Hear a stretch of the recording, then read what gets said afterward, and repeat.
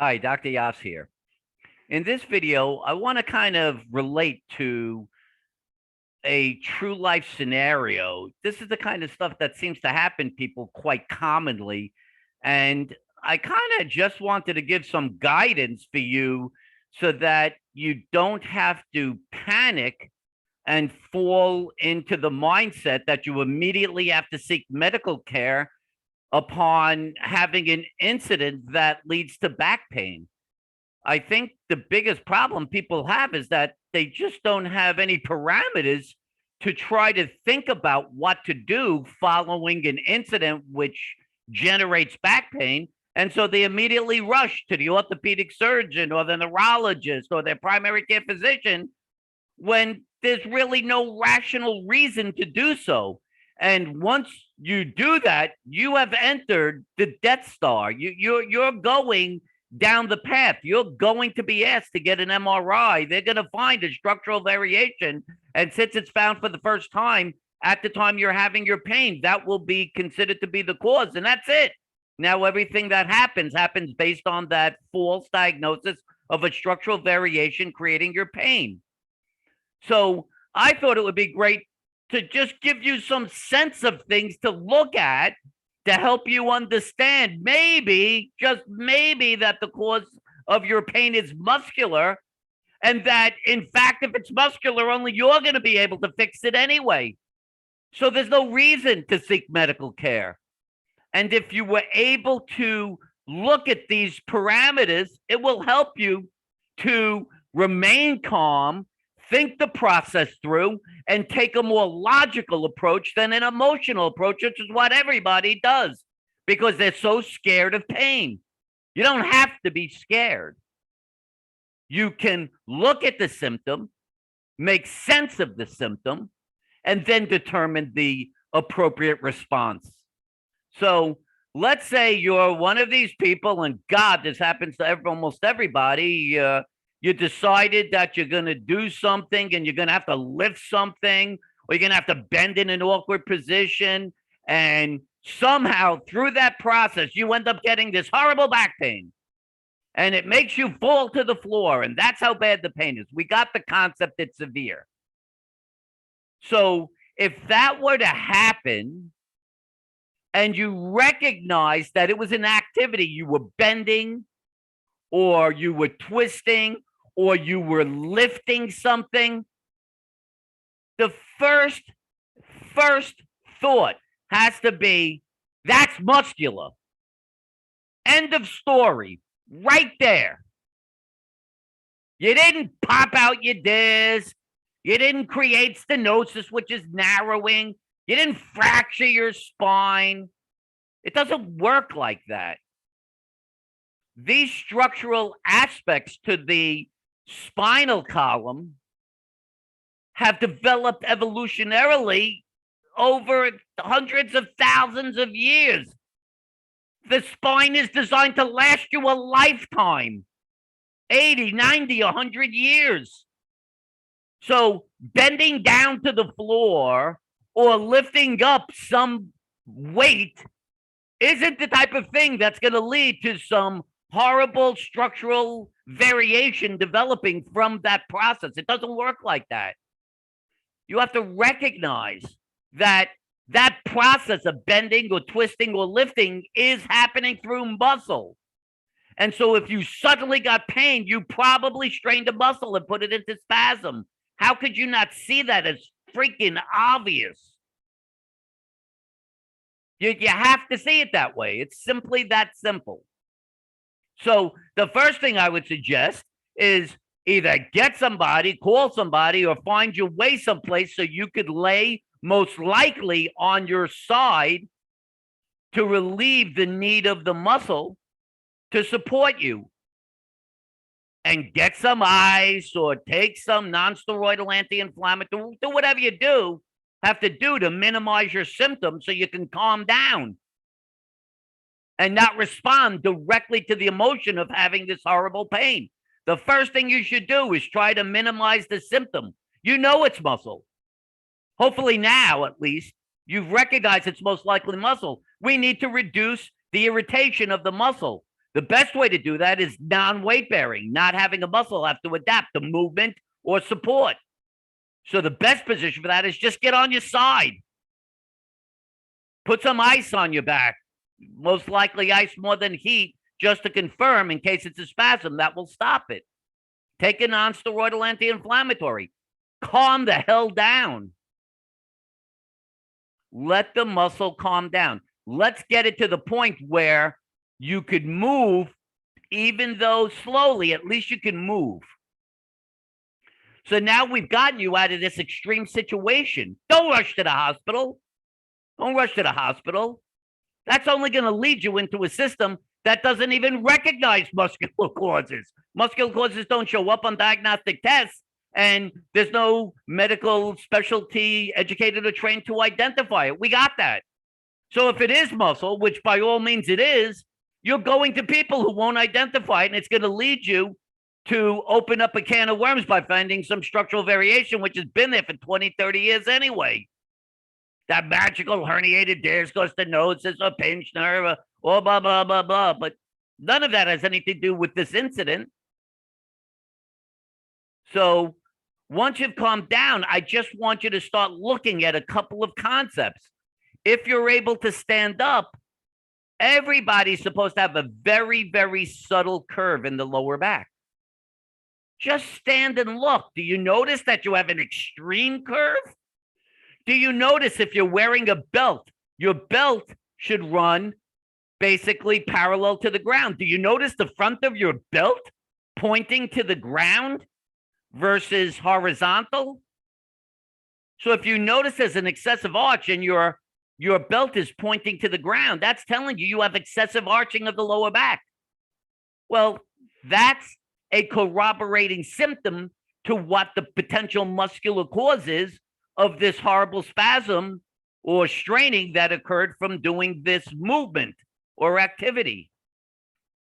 It's telling you that the muscles in the front of the body, your hip flexors and quads, are most likely much stronger than your butt muscle and your hamstrings, which is why they've shortened. And in being shortened, because those muscles attach in the lower back region, they are causing an excessive arching of your lower back. So beyond the fact that they've caused the lower back muscles or the psoas hip flexor muscles to strain, which actually attach in the lower back, it's also caused an excessive shortening, which is partly why they were susceptible to straining when you did the activity. So just notice that. Notice if you try to bend forward, if you're greatly limited, you know, the average person should be able to touch pretty close down to their ankles, if not touch their toes, if you have normal function of the lower back. But again, if you have your quads and hip flexors shortened and pulling the spine forward into this excessive arch, when you go to bend down and touch your toes, that spine is designed to reverse curve and actually be convex, face outside. But if those muscles are shortened, it prevents that from happening, which limits your range of motion when you bend forward. And what you might notice is that there's still a concavity in the lower back, but that in the upper back, you have an excessive hunching. That excessive hunching is compensatory. You lost the range of motion in the lower back, so now the upper back is taken over, and now you become hyperflexible in the thoracic spine. So do you notice that? Right? These are the types of things that are going to help you understand why you're having the muscular cause that led to the pain when you did the activity. So again, we're reinforcing quads and hip flexors too strong a relationship to quads and hamstrings and glute max. Just try the most obvious thing. Try to grab your ankle and pull your heel to your butt while you're standing, holding on to something with the non-affected side, the hand, so that you're stable, and see, can you even remotely get your heel towards your butt? If you're having difficulty just grabbing your foot, you have excessively shortened quads, which is what I find with lots of people, right? They can't even reach the foot, let alone be able to bring the heel towards the butt and have the knee be 2 inches behind the hip. which is what you should have if you have normal flexibility. So if you find this, it's another reinforcing point that your quads and hip flexors are too strong in comparison to your glute max and hamstrings, and they have shortened, causing the arching in the back, the limited range of motion, and the susceptibility to straining when doing activity. Wow. Wow. Additional information which can help you guide yourself to a realization as to what the muscular deficit is that led me to hurt myself doing that activity. If I have that, I can fix the muscular deficit and allow myself to do the activity without ever straining or eliciting pain again. Holy cow! That just sounds too good to be true. Oh my God, it's true.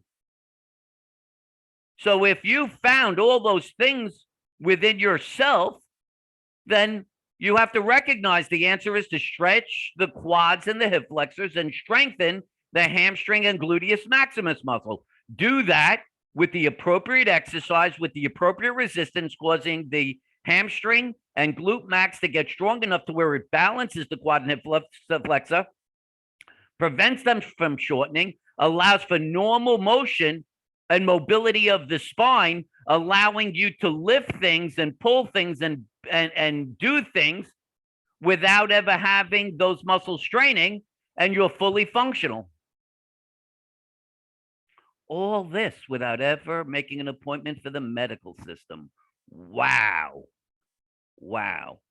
Well, considering the vast majority of you have tried the medical system and it has failed you miserably, maybe now you understand why.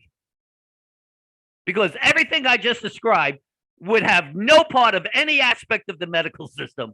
And yet, I would hope what I just explained to you is so purely logical and actually explains what you would find within your body that it would have to be perceived to be true. So, that's my answer to you. If you're doing something, you bent down, you twisted, you tried to lift something, and you suddenly got pain in your back, across your whole back, I suggest you try some of these key elements that I just described and see if it matches your situation. If it does, you got an answer. End of story. Do not go to the medical system. Test out the system. Strengthen those appropriate muscles and see if you end up resolving your pain, and then by sustaining that strength, prevent the pain from reoccurring.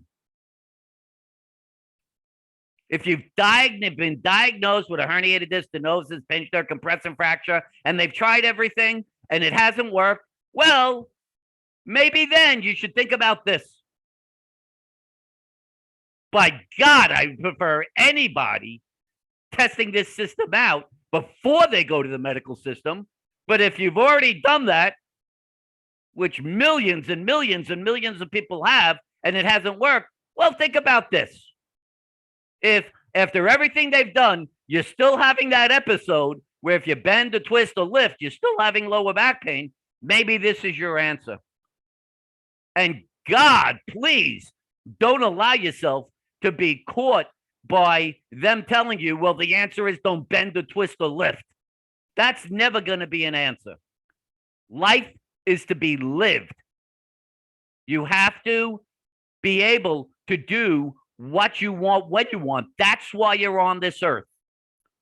And to do that, you need muscle strength and balance. So there's your answer.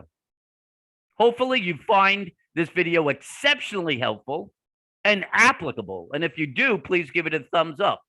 If you like my YouTube channel, Dr. Mitchell Yass, please subscribe to get notifications when new videos are added or when I'm live on YouTube. If you want to reach me because you're questioning whether this is the path, which it is, if in fact you have a muscular cause, which I've shown in more than 98% of cases it is, then you could do so by email at drmitch@mitchellyass.com.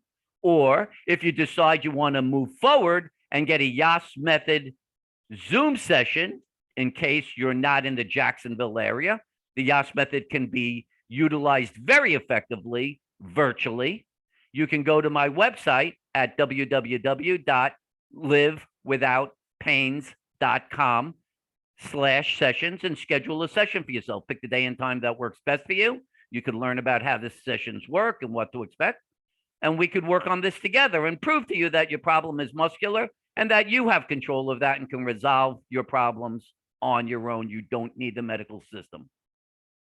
So, with that understanding, I'd like to wish you a happy day and a pain-free and fully functional life. This is Dr. Mitchell Yass saying bye-bye for now.